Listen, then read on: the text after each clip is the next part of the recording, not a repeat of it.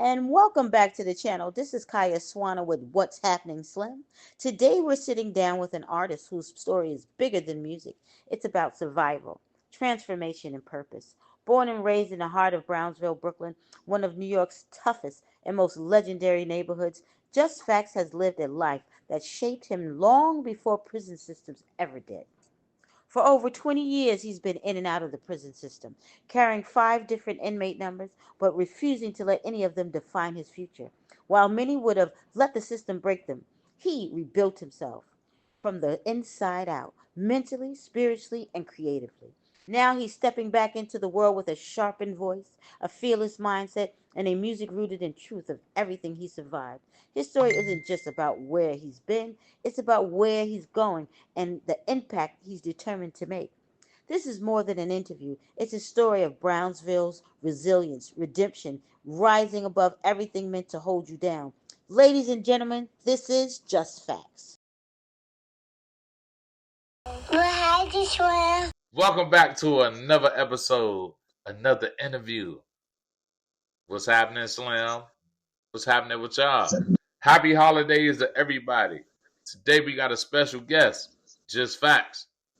Hey, can you let everybody know that may not know you, who you are, and where you come from, and what you've been through in your early days before you start influencing people with your music? Oh man, well, uh, like most people, man, from the gutter, from the street, you know, making something out of very little. I won't say nothing, man, because I used to always say I came from nothing. You know what I mean? But honestly, man, we came from the soil, and that's just enough. We need that soil, man. We need to be moistured, and we need it to be seasoned properly, and the for it to grow. You know what I mean? But basically, Just Facts is about discipline, purpose, self belief, self determination, and just reconstruction. You know what I mean? And creating value, man, out of things that it's like I remember Pop saying something about the rose going through a concrete type. You know what I'm saying? But that is it's pretty much similar to that. I'm from Brooklyn. I'm from Brownsville, Brooklyn, to be exact. I started like spitting back in like the early '90s, the mid '90s, I would say, like probably like '93, '94. You know what I mean? So I'm a middle aged rapper. I would say I'm a lyricist. I'm more like a lyricist, man. I'm pretty much, and it's not. I know being a lyricist sometimes it may seem like it's overlooked. You know what I'm saying? But I know that hip hop got a lot of different categories, man. And that's the beauty of it. You know what I'm saying? It's mad different colors to create this thing we call hip hop. You know what I mean?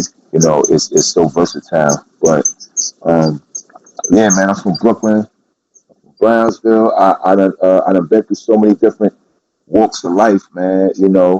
As a youth, man, I came from some parents that was really Brooklynites. You know what I'm saying? Mm-hmm. My mother and father from Brooklyn. Um, they both was in the street, hardcore. They was in the penitentiary, hardcore. Mm-hmm. They fell to the crack epidemic. You know what I'm saying? My pop is deceased, but he's the OG, man. You know what I'm saying? R.I.P. Kurt. You know what I mean? Uh, he was very influential to a lot of the young brothers in the neighborhood that turned to be like some dangerous people as adults. You know what I'm saying? But very influential themselves. You know what I'm saying? And they went through the ones that survived and still alive today. You know Mm-hmm. what I mean? Probably surprised that they're alive in their 40s, mid 40s, early 40s, or 50s even. You know what I'm saying?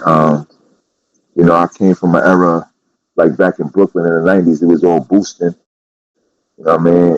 And what we call boosting, it was just like, you know, uh, snatch, grab. It was either you was a booster, you was a drug dealer, You was a sticker kid, uh, all three. Oh no! Oh You no! No! know, No! We gonna probably get to all the boosting. three. We gonna get to the boosting later in the interview. Okay, no But doubt, man. yeah, I have a No doubt, specific question about that. Yes. So okay, no doubt, no doubt. Hopefully, I can answer it so what? thoroughly, man. You know, So what? So because what was the point that you said enough is enough? I'm out here on my own, and I gotta fend for myself. And what was the situation that leaded up to you getting, well, you spending over 20 years in prison and right, doing, and you had 5 different state numbers. right, So right, what led up to that? right. Well, I'm gonna let you know. I'm gonna factor something in for you, man. I'm like one of them skid bitters. You know what I'm saying? So I know a lot of brothers, you know, that did a lot of time, like 20 years straight, 30 years straight. I got cousins. Like shout out to my cousin Taliban. Shout You out. know, Quadi. You know, Hmm. shout out to Quadi. You know, he's doing life without parole, but he just got something back for 40. Now they giving him 40 to life, which is, you know, some sucker shit. But he got the juvenile life joint in PA. My cousin, he's from Brooklyn, but he caught it in South Carolina. He caught a homie. He's doing 30 to life. Hopefully he could get out. You know, he's been down since '04.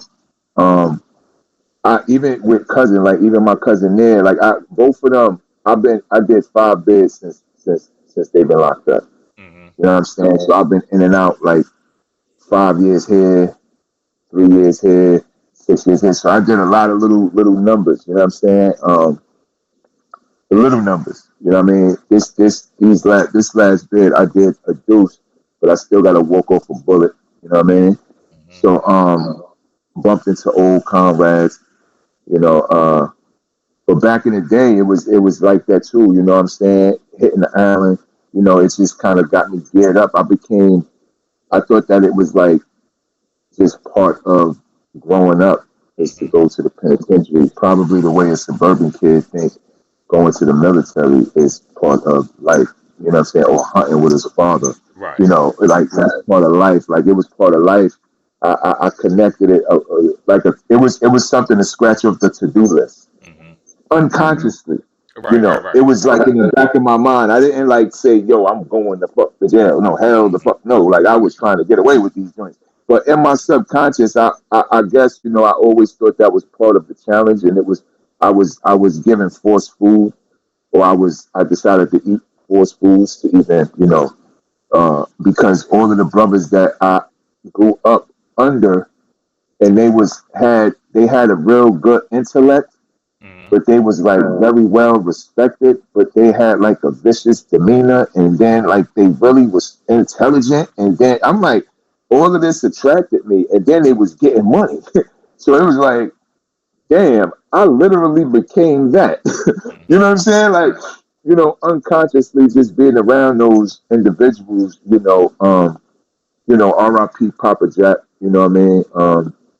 RIP Low Blocks. That's one of my comrades, brothers I grew up with. These ain't even comrades. Comrades is brothers that I know like from the street to the pen and all that. You know what I mean? But these is like my real friends that I grew up with. You know what I mean? Rich Low. You know what I mean? You know, it's a lot of cats, man, that shaped and molded my clay.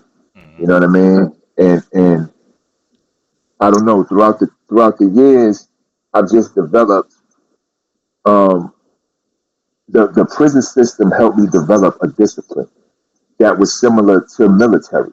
Like I Hmm. look at it like military because it's like, obviously we got to get up in the fucking morning, 5 in the morning. You know what I'm saying? You eating breakfast, lunch, and dinner. You on a routine and on a schedule.